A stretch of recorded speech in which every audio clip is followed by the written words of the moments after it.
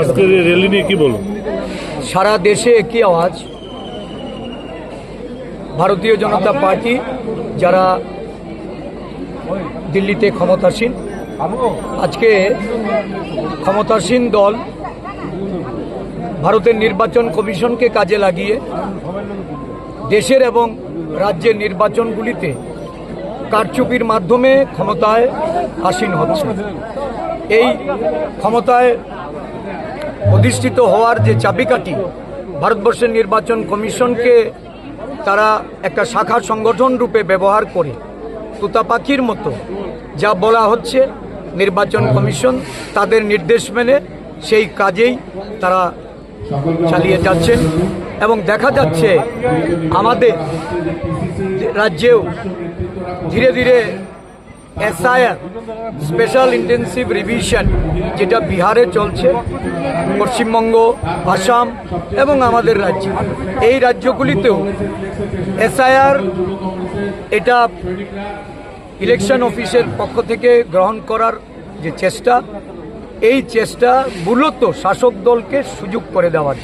শাসক দলের সুবিধাতে election commission নগ্নভাবে কাজ করছে।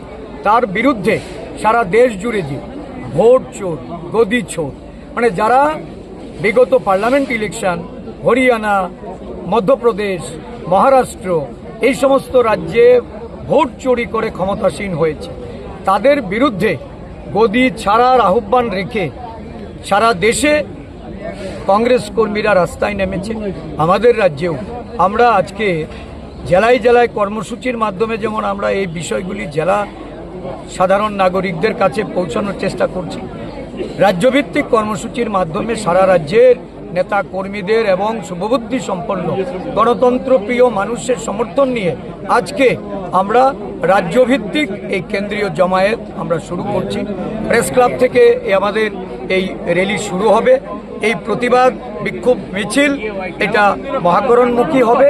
আমরা যেখানেই আমাদেরকে বাধা দেওয়া হবে সেখানেই আমাদের এই কর্মসূচি চলবে। বিহারে কংগ্রেসের উপর হামলা হয়েছে, কংগ্রেসের পার্টি অফিসে, এখন এটা সারা দেশের চিত্র।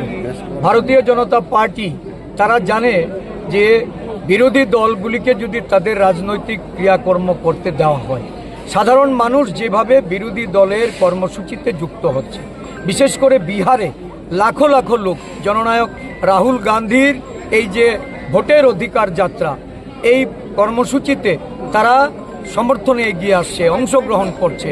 এই দেখে শাসক দল নিশ্চিত পরাজয়ের সম্ভাবনা দেখে